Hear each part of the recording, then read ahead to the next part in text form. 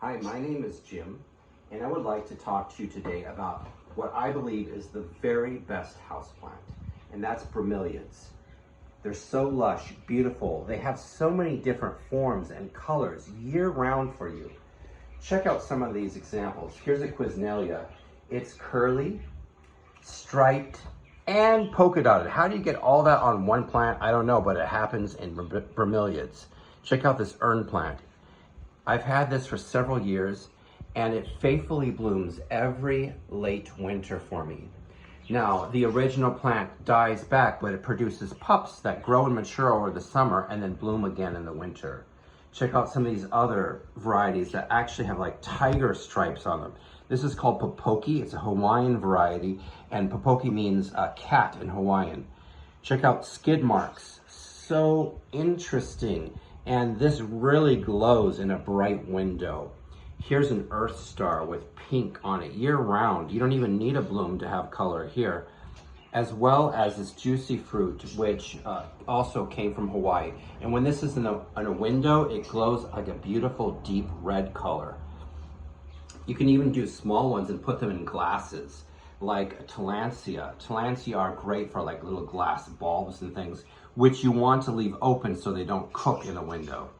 Now let's talk about how to take care of these, and let's also talk about how to propagate them. So how do you take care of them?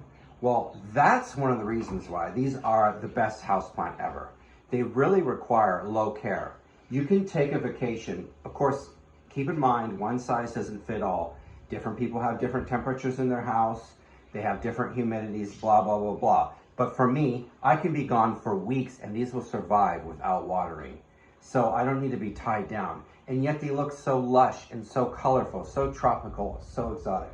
So let's talk about this really easy care.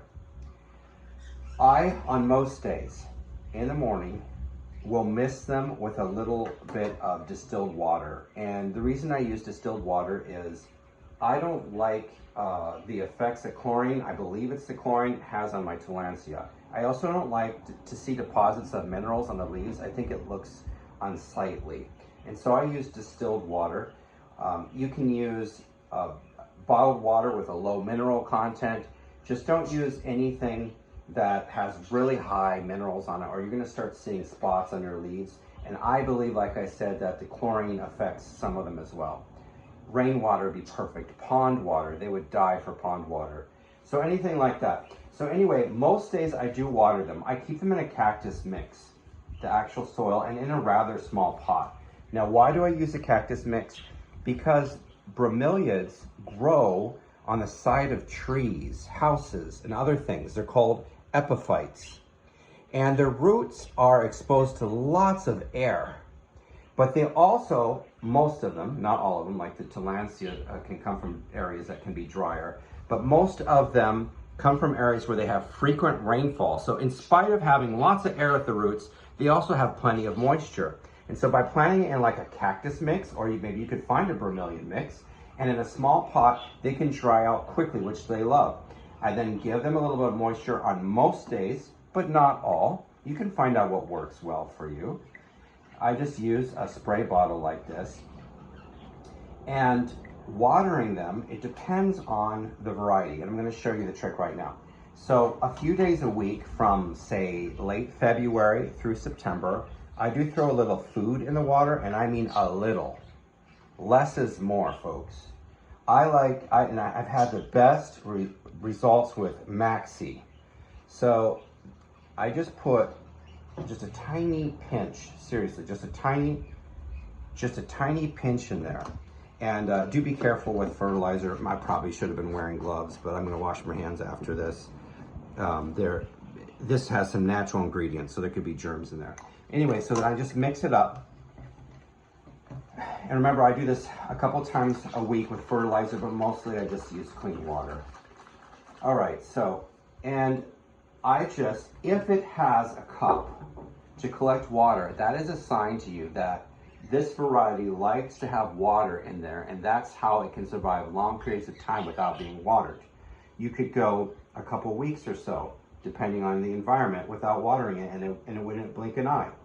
So what I do is, let's see if I can get this started, is I mist the leaves I fill the cups, make sure the cups stay sort of full, and I also hit the roots a little bit, like this. I do that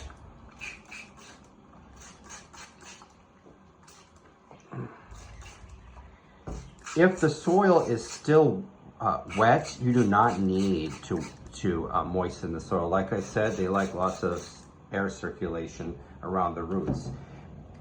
Now, here's an example of one that is not, this is not a well-pronounced cup. I know it's kind of vase-like, but do you see the difference between this? The way it's growing, it says, fill me with water. An earth star like this is not gonna wanna be filled with water, neither a tillandsia like this. You see that?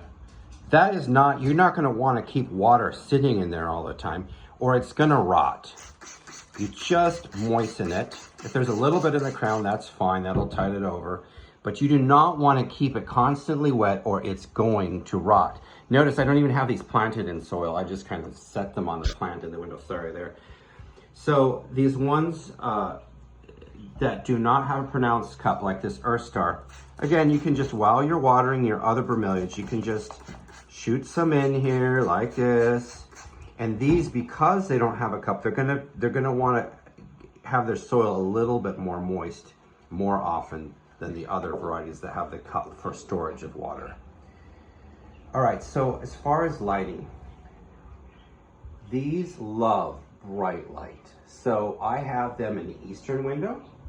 I have them in a southern window. And in the southern window during the summer, the colors, they just glow. They love that bright light. I would not put them in the dark interior of a house. They're not going to be happy there at all. Keep in mind, if your plant has gotten used to low light and then you put it in a bright window, it's going to burn. And so you're going to have to probably slowly transition it, and you might deal with burning and stuff. It's best to get these from a greenhouse or something and then start them right away in the window that they're going to be growing for the rest of their life. They can naturally adjust to the seasons and the slow change in light. All right, so that's all I have for these. Do keep them warm, don't expose them to frost. Obviously they are house plants, or if you are lucky enough to live in Hawaii or someplace like that, you can have them outside. Like my video, ask me questions if you have questions, and have a great day.